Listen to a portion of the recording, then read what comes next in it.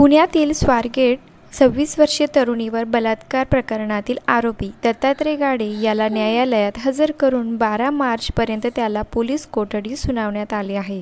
पण आता या प्रकरणाला वेगळेच वळण मिळाले असून आरोपी दत्ता गाडेच्या वकिलांनी धक्कादायक खुलासे केले आहेत व बायको व आईने देखील दत्ता गाडेला न्याय मिळावा म्हणून मागणी केली आहे.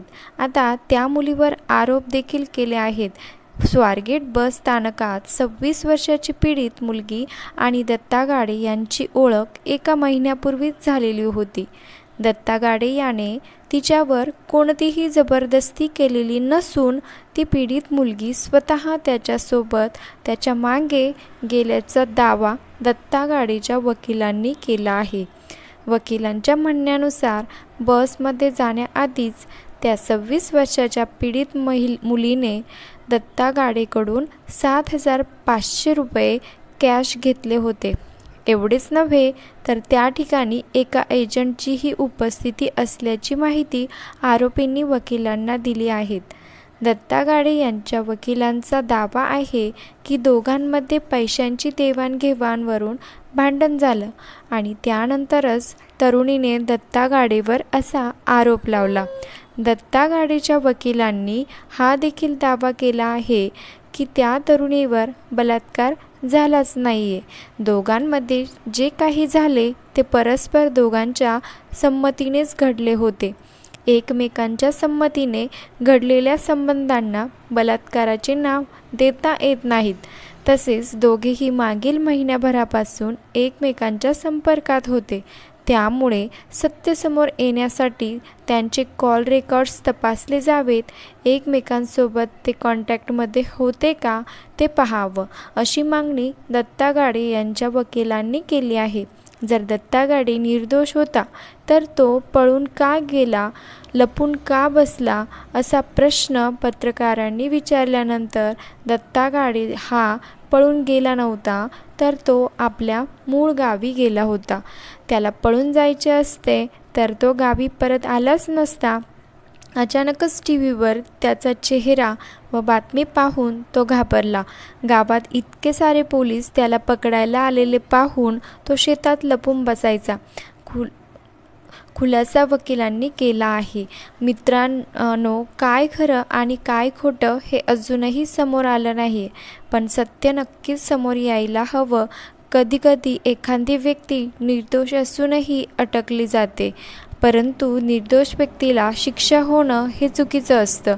मग तो एखादा पुरुष असो किंवा स्त्री असो, तपास मात्र दोघांचाही व्हायलाच हवा. दत्तात्रय गाडे हा आरोपी एका 26 वर्षाच्या तरुणीवर शिवशाही बसमध्ये बलात्कार करून बाहेर पडतो. पण सकाळी 5:30च्या सुमारास कुठलाही प्रकार बळजबरीने तो तरुणीवर बसमध्ये घेऊन जात नाहीत. ती त्याच्या पाठीमागे जाते. ती बस कोपऱ्यात उभी असताना, बसवर इतकी धूळ साचलेली असताना, बसमध्ये लाईट देखील बंद असताना ही मुलगी बसमध्ये चढते. तिच्या पाठोपाठ हा दत्ता गाडे देखील जातो. तो आतमध्ये गेल्यानंतर कुठल्याही प्रकारे आरडाओरडा बाहेर ऐकायला का येत नाही? तर मग जर माझा मुलगा त्या मुलीवर अत्याचार करत होता तर ती मुलगी ओरडली का नाही? ती त्या बंद बसमध्ये चढलीच कशी? जर ती शिकलेली आहे मग तिला समजलं नाही का? सकाळी तर आजूबाजूला वर्दळ होती, मग तिने मदत का मागितली नाही? हा प्रश्न दत्ता गाडेंच्या आईने विचारला आहे. ती तर त्याच्यासोबत बोलताना दिसत आहे, त्याच्या मागे गेली आहेत, त्याच्या पाठीमागे लगेच बसमधून उतरली आहे. त्याच्यासोबत जर हे सगळं वाईट घडलं तर तिने बाहेर आल्यावर लगेच कुणालाच काही का सांगितले नाही?